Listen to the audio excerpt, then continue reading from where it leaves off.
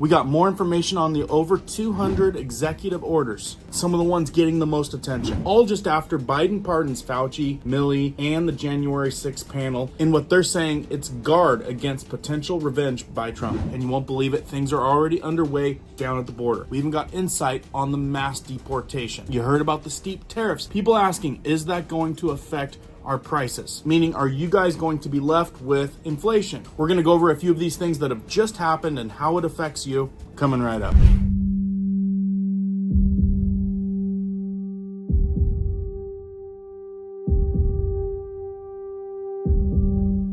My name is Cohen here at Riverside Homestead, and if you're brand new here, welcome. If you guys are into prepping tips, emergency preparedness, and most of all, news and awareness, stuff that you want to know about, be sure to hit that notification bell so you guys can stay up to date. Let's jump into this one. Welcome back. Thanks for starting this off with a like. Helps it reach more folks. Now I'm going to list off a bunch of these heavy hitters as far as the executive orders go, but real quick, but check this out because Tijuana just declared a state of emergency over this. As President Donald Trump prepares mass deportations of undocumented immigrants in the U.S. illegally, migrant shelters across the border in Mexico are preparing for a surge in the number of people being deported.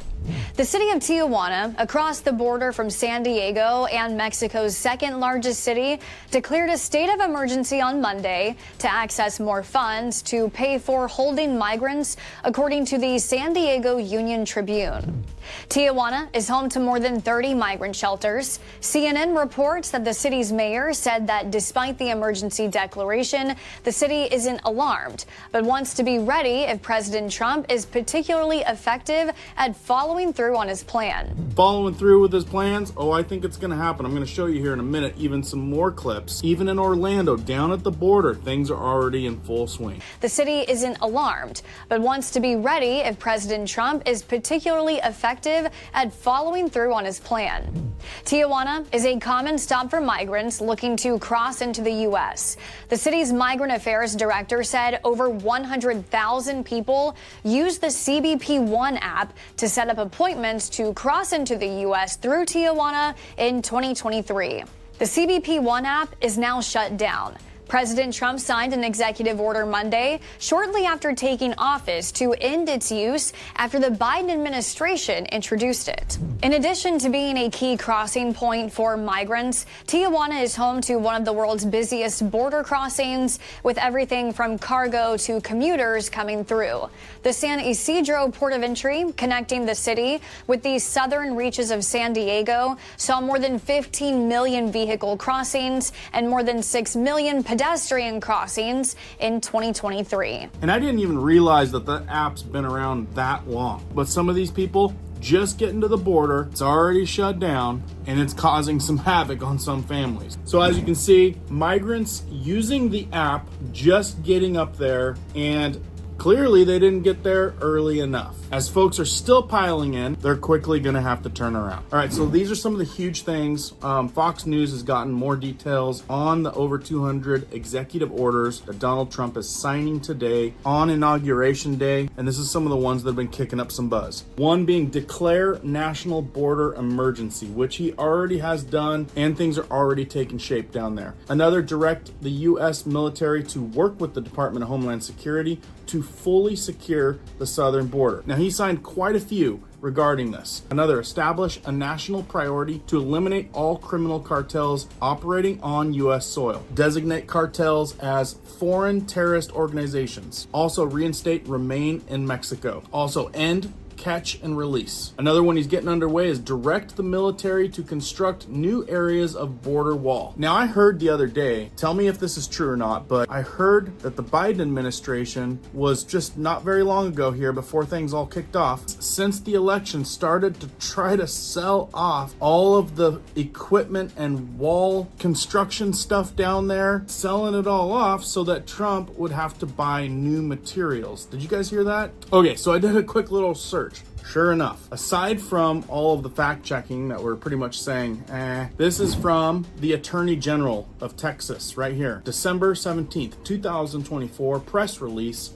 Attorney General Ken Paxton moves to stop Biden administration from auctioning off border wall sections for pennies on the dollar. I'm telling you, you can't make this stuff up.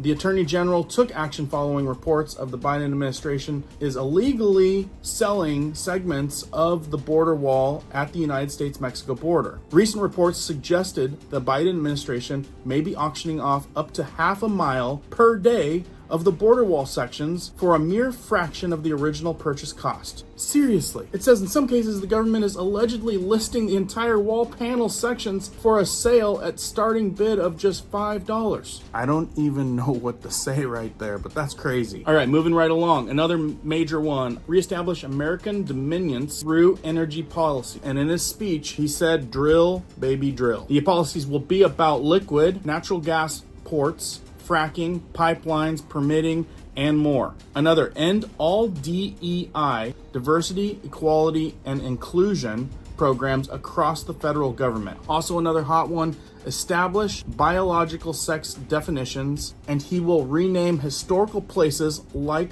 the Gulf of America, which if you guys watched, there was scoffs on one side. How in the heck is he going to do that? We'll see. That's a pretty big move. Another one, sign specific presidential memorandum to ensure that costs for American taxpayers are lowered, which that may answer the question to all possible the inflation. By the sounds of it, he's going to balance things out so American people don't have to pay more. Time will tell. Another one, Trump will roll back a number of Biden era policies. Another big one, end the Green New Deal. Sounds like he's going the opposite direction with that. Another one, end the electric vehicle mandate. So this basically, he said, you get to pick whatever car you want, not the car that we tell you you have to have. Another, withdrawal from Paris Climate Accord. Another one was save TikTok, which most of you saw, probably don't care, but it was only down for a day or a half a day. And there was a lot more. People are already seeing some of this mass deportation stuff happening in large cities, much like this news channel covers right here in Orlando. And in a minute, I'll tell you something that's going on down at the border. Deportation raids are expected to begin in cities across the country soon. Already protests happening in Chicago, which is rumored to be among the first cities targeted. Nick Pepantonis is live outside the immigration court building in Orlando. And Nick, it's not clear how wide of a net this administration will cast. No, the question is, will they go for the low-hanging fruit, estimated to be about 1 million people, or will they try and go for as many as the 11 million or so estimated undocumented immigrants in the United States at this time? The deportation order, one of many executive orders, some of which will or could find their way into court on their own right. And we will begin the process of returning millions and millions of criminal aliens back to the places from which they came. President Trump making good on his promise to crack down on immigration on day one, signing executive orders to beef up the border and authorize the mass deportations immigrants have long feared. And now I'm really scared about everything could happen with all of us. It's a real possibility today, starting today, that you may not come home. And who's going to pick up your kid from school? So you have to have an alternative plan should something come down. Immigration attorney Henry Lim said he expects many actions over the next 4 years, some that polls show will be widely supported, like tightening security on the southern border. He said many others will wind up in court, like efforts to rewrite birthright citizenship laws.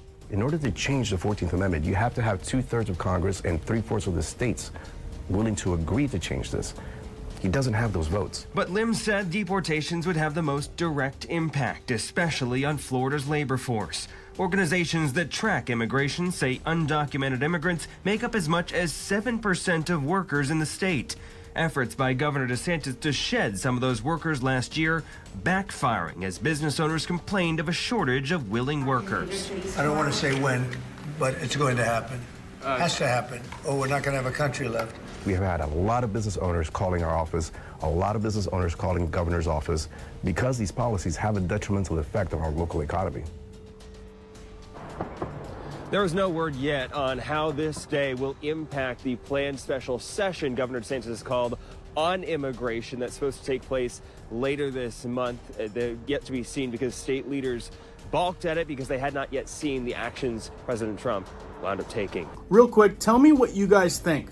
I think it sounds like a messy situation. Well over 11 million people that probably shouldn't have been here in the first place. I personally don't think that there's any easy way to go about it. There's going to be parts of this that's a little bit ugly, and there's going to be lots of parts of this that's going to carry a lot of debate. But let me know what you guys think down in the comments. Coming in from Bloomberg, it says Trump starts firing those not aligned with his vision. He's already saying you're fired. Bullet points: Trump set to meet GOP lawmakers, unveil the infrastructure plan. President unleashes a fury of executive orders after inauguration. They say stocks rise at the open as traders digest Trump's moves. Also saying markets still see Fed leaving rates unchanged next week. Here on the tariffs, it says, in quotes, we expect the tariff premium to build. The CIBC Strategies wrote, adding that Trump's White House will use hawkish trade policy rhetoric as a negotiating tool for US-Canada issues. And that's implementing a 25% tariff, which could push the loonie below 150 against the US dollar, according from the analysts. A lot happening